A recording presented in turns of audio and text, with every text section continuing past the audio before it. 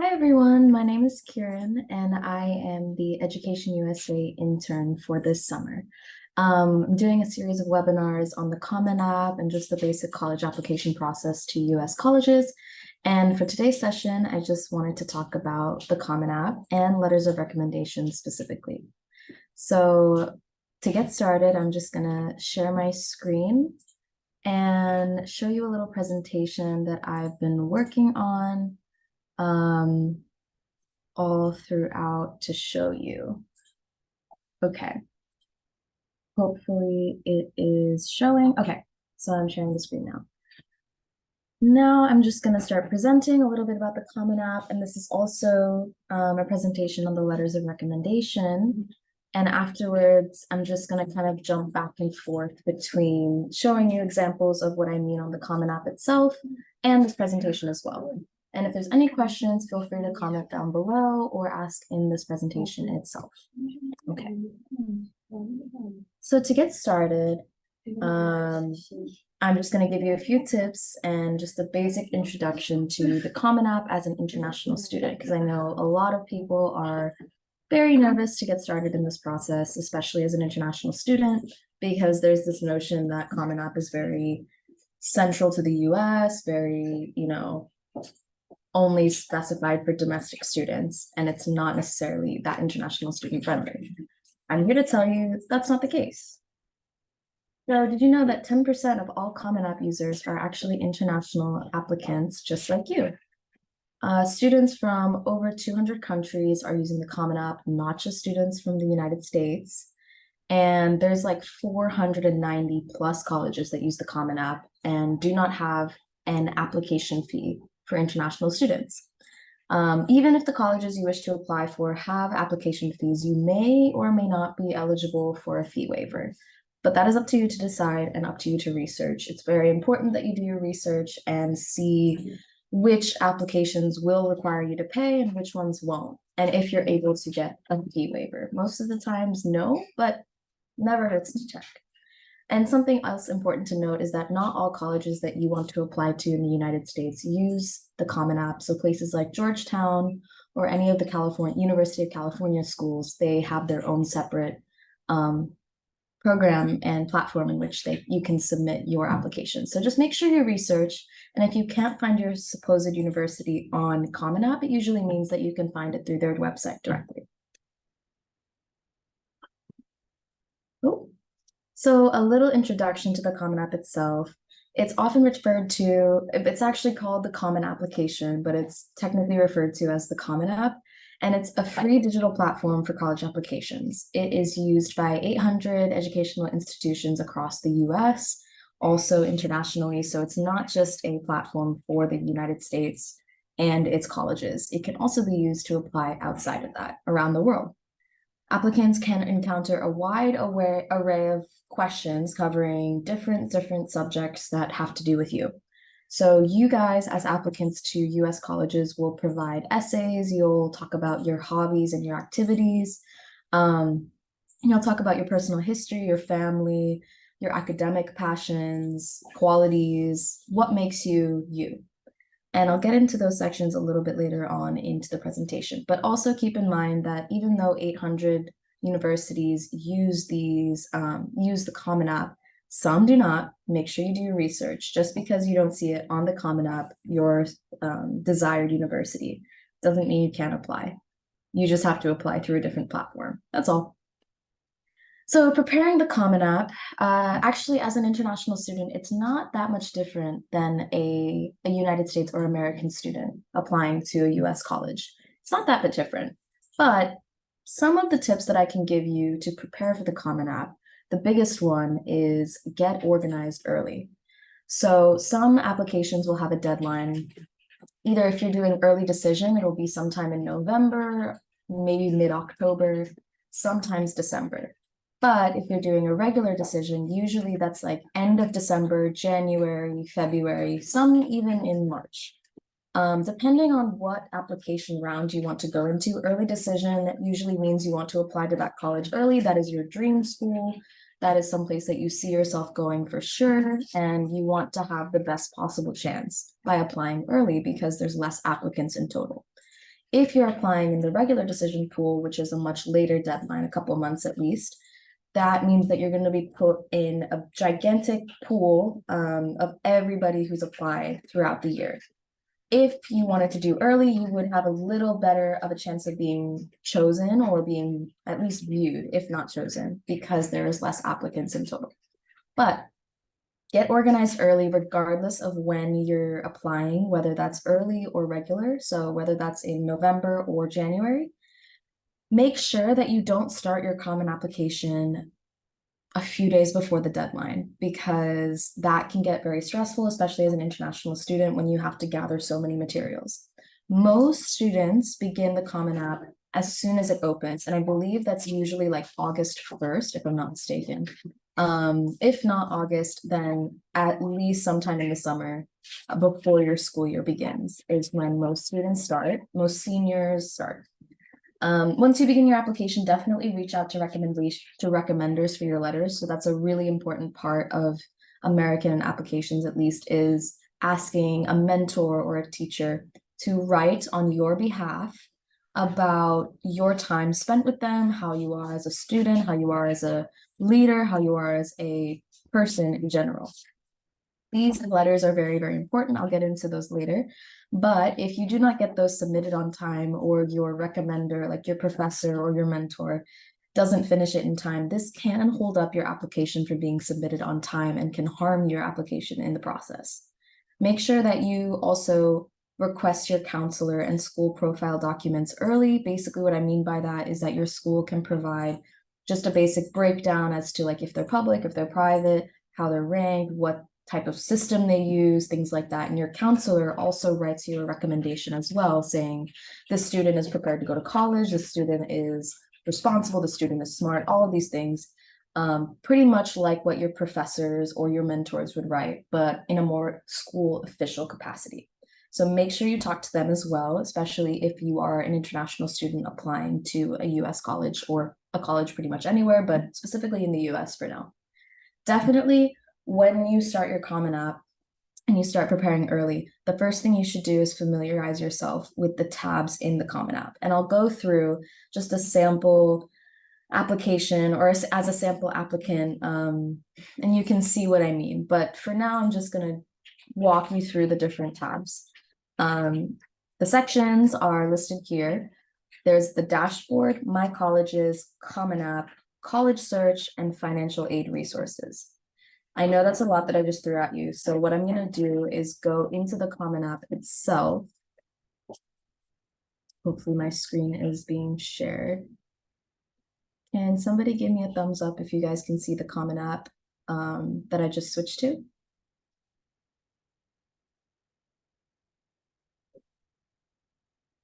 Can you all see that?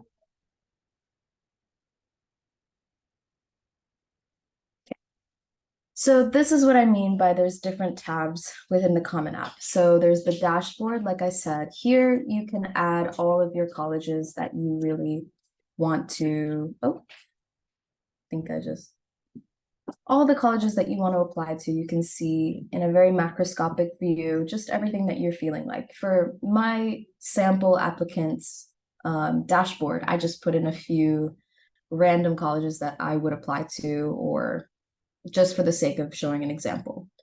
The second tab is the My Colleges list. This is where you get a lot more detailed in the sense that you get the college information, which has the application deadlines. Here you can see what I mean by early decision versus regular decision. Here you can see the application fees, and you can also see things that are required. The application will have questions themselves, whether that's general, academics, activities, all of these things that the colleges specifically may want. And most colleges will also have a writing supplement, so what we call the supplementary essays. Basically, I'll get into this a little later, but you will have to write in the Common App itself a personal statement.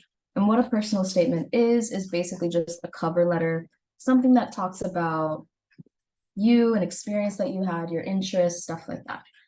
Anything that you wish to write about in 650 words you can write about in this essay or in this box. And I have a session about essay writing next week, so I can get way more into detail about that.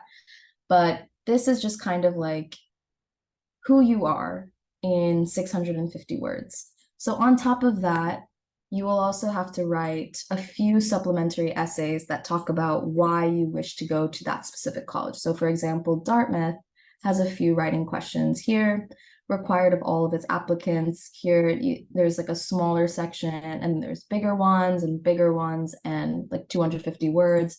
They're usually much smaller than your personal statement. So there's meant to be just like quick and short and very easy to follow, very much specific to the college itself. So that is the My Colleges tab.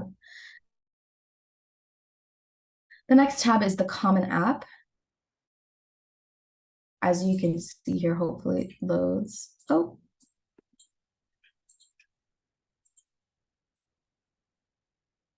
Just a second.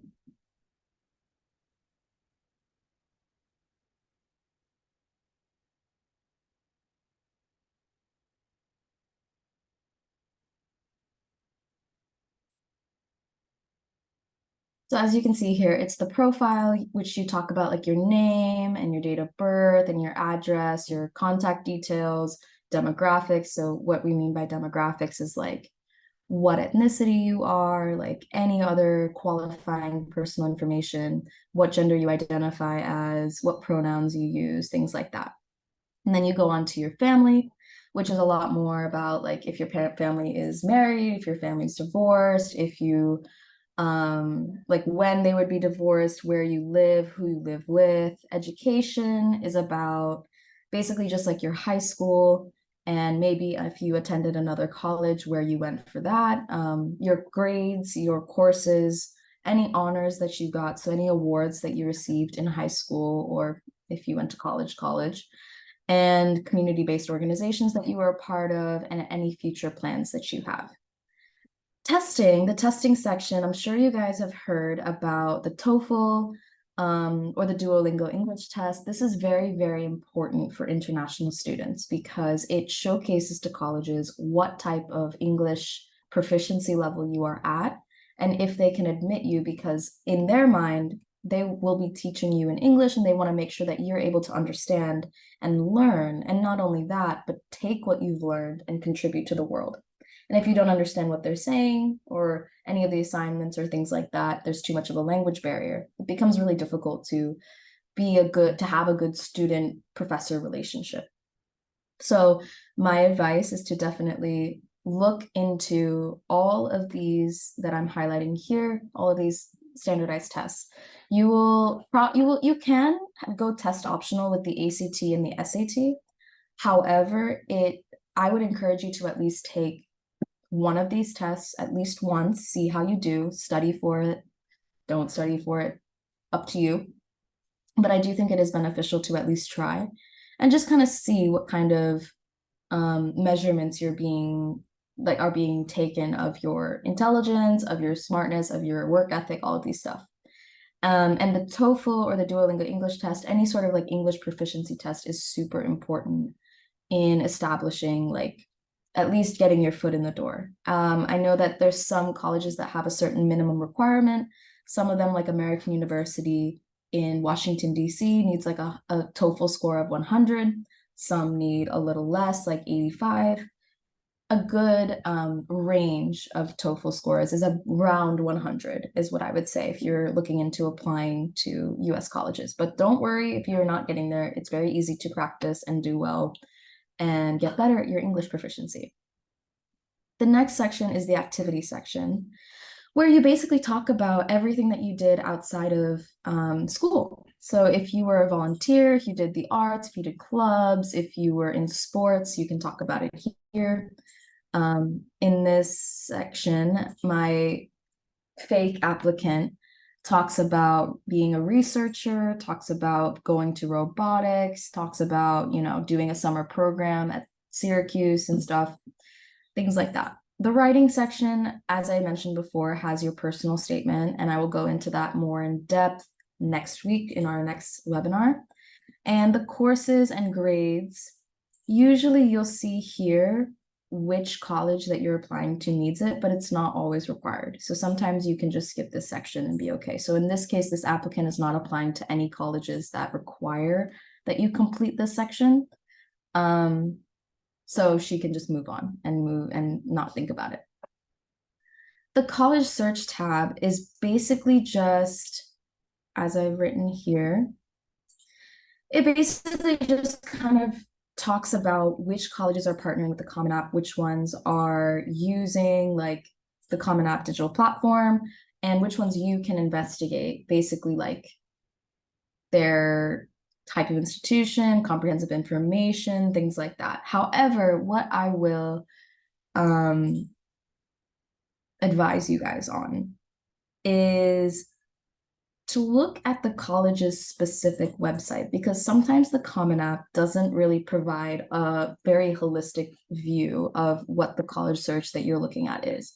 So let's just look at like this one, this instance. You can get all the information of the contacts, you can get the application deadlines, you can get the fees and the standardized test policy. See, this one is flexible, so you don't necessarily have to submit an ACT or SAT, but you can if you want.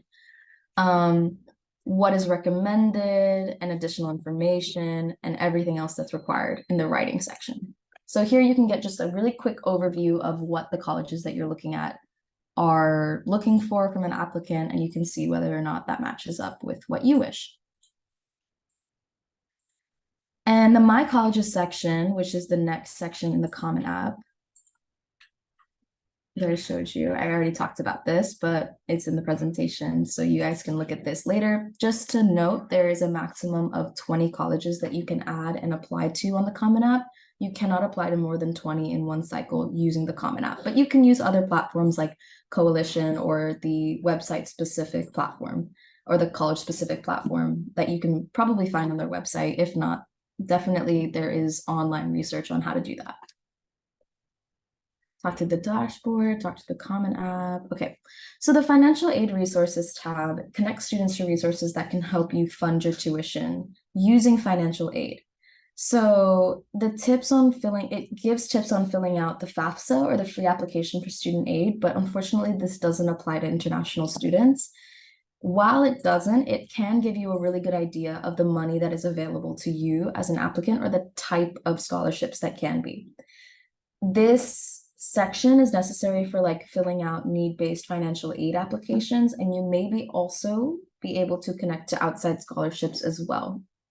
So I'm just going to take you through the financial aid section right now. So here you get a really good overview of the types of financial aid that are available to you and what you can look at. Here, there's a financial aid frequently asked questions section. I would encourage you to explore that as well. Here, there's scholarships that may or may not apply to you. Definitely look into those as an international student. And here there is a step-by-step instruction list of how to apply to financial aid. Now, it's quite different here. You would not complete the FAFSA because you are not a US citizen or an eligible non-US citizen, but there is other ways that you can look at what you're applying to. So for instance, here, research college-specific requirements. This is what I've been saying all along, very much go heavy on the research in your website specific because the Common App doesn't always provide it. Luckily here, this has provided me with a few links to the applications of the colleges that my fake applicant is applying to. So I can just click it and see what type of financial aid is available to me. So for instance, if I clicked Dartmouth as provided by Common App, every university should have like a financial aid section for you to look at. So here, if I was going to be here, you can go start your process. You click international as an international student from Brazil. And if this ever loads, we will show you what I mean. So here, there's application deadlines for financial aid. There's income tax statements. All of these step-by-step processes are available to you as an international student. You just need to do your research, do a little research, go to the websites of the colleges that you like, see what the process is like. But every good university will have a really nice financial or a step-by-step financial aid instruction list for students who need it, whether it's international or domestic. So that is the financial aid section. And with that, I talked about the general section, education, tests, activities. Okay. So within the activity section, I'm going to go back to that for a second.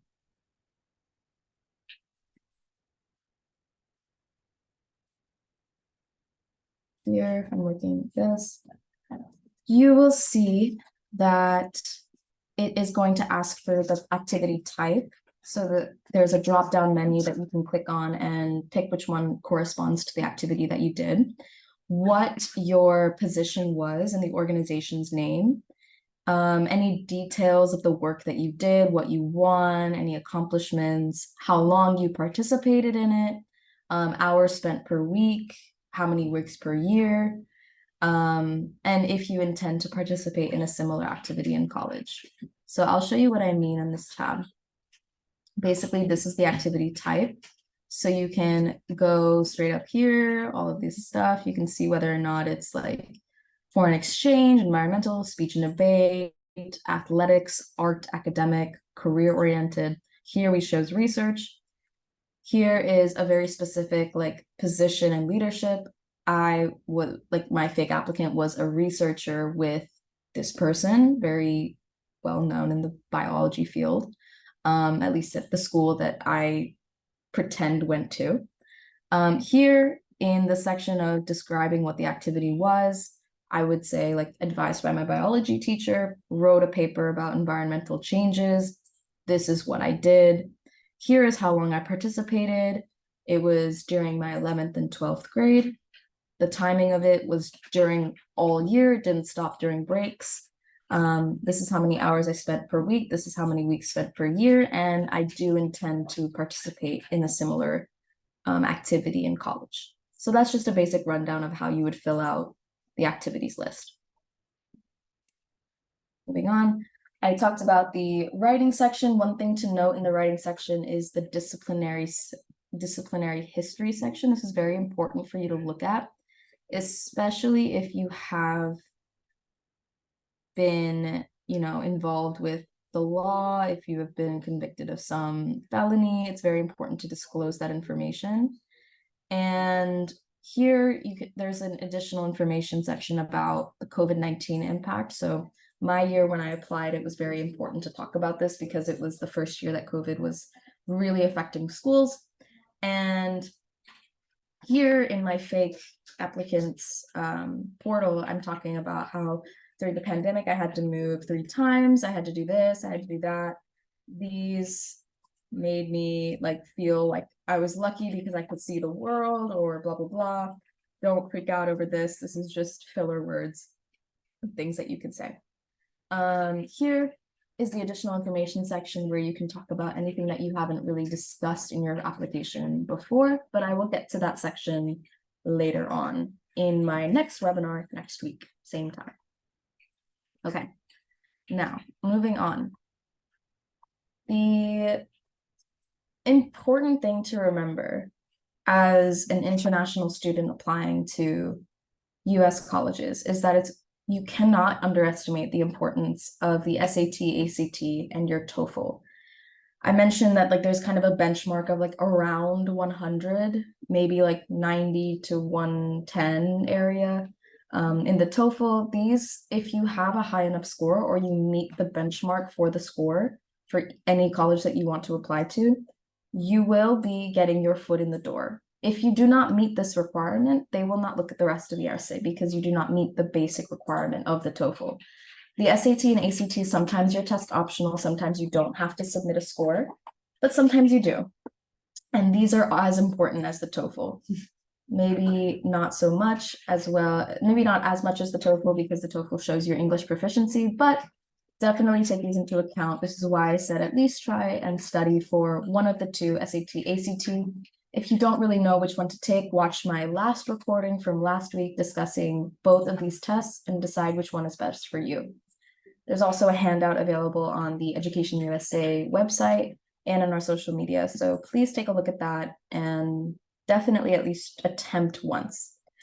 Remember, the second thing that I want to say is that this is definitely a holistic process that college admissions use. You are for sure not just one score. I know that in Brazil, it's quite different in the sense that you take one test and that score will determine whether or not you get into a public or private university, which is extremely competitive. But in addition to having high test scores, even if you're not like the top of the top 1%, as it might be measured in Brazil, you are not just one score. You are not just that one score. It's okay if you don't score the highest on the TOEFL or the highest on the SAT or the highest on the ACT, because it really matters about your activities, your writing, your career interests, everything else, your supplementary essays, everything else that you bring to the table, because they want to see who you are, not just as a student, but as a leader, as a friend, as a family member, everything like that. That's kind of what they want to see. But the last thing I want to say is start, plan, and organize early. Like I said, I would start in August of before your senior year begins so that the stress is lifted off of you. If you want to start writing your essays well before then, like in June or something, you're more than welcome to. You just can't submit it by the time that Common Application opens in August. And definitely do your research. It is super important to see which colleges that you want to apply to use the Common App. If they don't, then you'd have to go through their own website or their own platform. You can only apply to 20 colleges maximum. A good target, it would be around 8, 9, or 10. Definitely don't apply to too many because you'll be spreading yourself way too thin and you might not have as good quality as you would if you only focused on 8 colleges. Deadlines, each college and university has their own deadlines for each of the applications. And as I showed you before, on the Common App, you can see which days for early decision or regular decision, or just in general, what days you have to submit your application by. If you do not submit it by those days, your application will not be considered. So it's extremely important to stay organized. I personally would make like an Excel spreadsheet of the college name and the deadline just to keep everything in my head. A good rule of thumb is to organize it on that spreadsheet by date, chronological order. So if you're applying to early decision, say to like Harvard, that would be due either in October or November. And then if you're applying regular decision to Vanderbilt University, that would be sometime in like early January, late December, something like that. Also, transcripts. So your grades that you have achieved in your high school need to be sent over by your school, your high school, over to the colleges. In the Common App, there's something called the FERPA, which is like basically the FERPA waiver, where you have to sign it to make sure that you are waiving your right to view the recommendation letters that your teachers will write and that your counselors will write. And you are also granting admissions or granting the school the right to send your information to colleges. There is a rule in the United States where you cannot send students' personal information to any institutions without their knowledge or without their consent. So if you waive that right, then you will be able to apply, and you don't have to sign it, but pretty much every peer that I know that applied signed it. I did as well. It's not a big deal. It's just another step along the way of the application process. Transcripts may be sent after the deadline, but definitely try to make sure that everything is sent well before the deadline, so that you know that everything, if something goes wrong, you can fix it within enough time. Letters of recommendation must also be sent in by the official application deadline. It is extremely important to tell your mentors or your professors the deadline that you need this letter by. Honestly, what I did was that I would tell my letters or my recommenders that the deadline was a few days before the actual deadline, so that they sent in their letters. My application was pretty much done by the time there was like 2 or 3 days before my deadlines for my colleges. So this is from the application or the Common App website. Some questions why I say it's so important to review things is because some questions may vary by college. So sometimes you may not need to take a TOEFL. You may not need to take an English proficiency test at all. Sometimes it's okay if your transcript is not in English, but sometimes you need to translate it. And sometimes colleges do not offer financial aid for international students and only domestic students. Definitely do your research. It's super important because it varies from college to college. And I would hate to see you guys apply somewhere and work really hard only to find out that you need to do an extra step or that you can't get your financial aid as an international student. The second half of this screenshot that I have here is something about support for recommenders. So I understand that as an international applicant, it is not that common to get a recommendation letter sent for a university, for a job, for any position. Not that common. So I'm going to talk in the next section a little bit about what a letter of recommendation is and how you should go about getting it. Basically, it is quite difficult for international students to know what goes into a letter of recommendation. At first glance, it sounds like, okay, basically I have to talk to two professors that I had, or a mentor that I had, or an old boss, and have them submit a letter that brags about me. But that's not necessarily the case. So here are some tips that I've compiled for you guys as international students. Definitely do not ask somebody who has a very impressive title, so like say the president of your country, or a minister, or a director of education, something very high up, very famously known. Don't ask that person unless you know them personally, unless you are on a first name basis with them, or at least like professional working capacity, or someone who has spent a lot of time with you. Me personally, I chose a mentor from a place that I used to volunteer at. It was very small. Not many people knew about it, but my mentor, my boss there, she knew me really, really well. So I trusted her to be able to speak on my behalf and talk about the things that I did in a very positive way. I wouldn't ask, say, like President Biden, President Obama, President anyone of the United States to write my letter of recommendation because they don't know me at all. They've never met me. So I would choose somebody who knows you and has spent significant amount of time with you as a person and as a student in high school, or as a volunteer, or as an employee, or just as a friend, or just a student in general. Definitely go for quality, not quantity. At least definitely ask two professors that you've had in your high school career for your academic recommendations. Do not have 10 people write a letter of recommendation for you.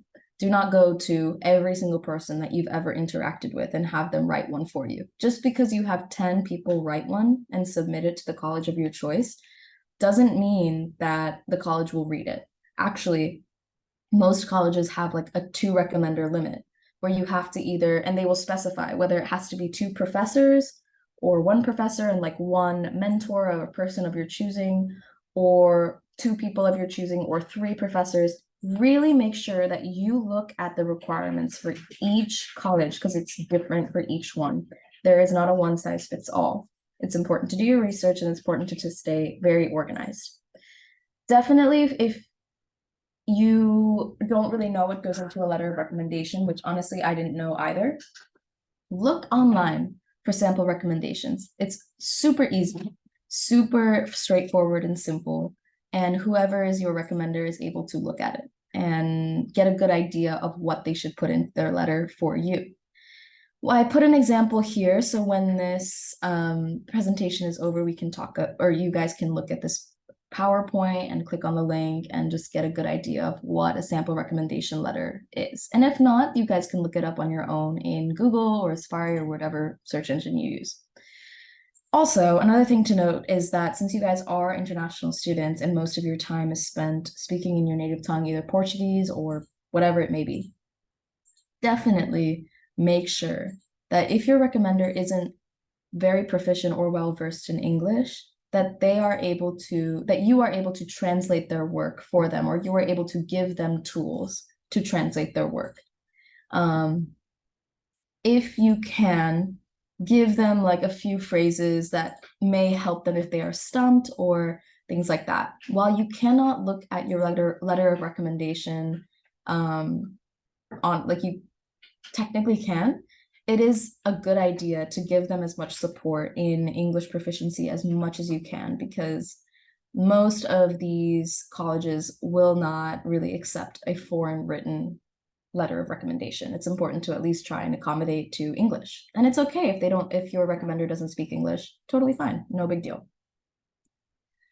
And yeah, that is the end of this presentation. I hope you guys learned a lot about the Common App and letters of recommendation specifically. If you guys want more access to resources, definitely check out the website right here, educationusa.org.brazil. And make sure you definitely follow our social media handles for events and resources and webinars so you can get like updates as to like what I'm doing for you guys, what other advisors are doing for you guys, career fairs, Education USA fairs. I know there's a couple going on right now across Brazil.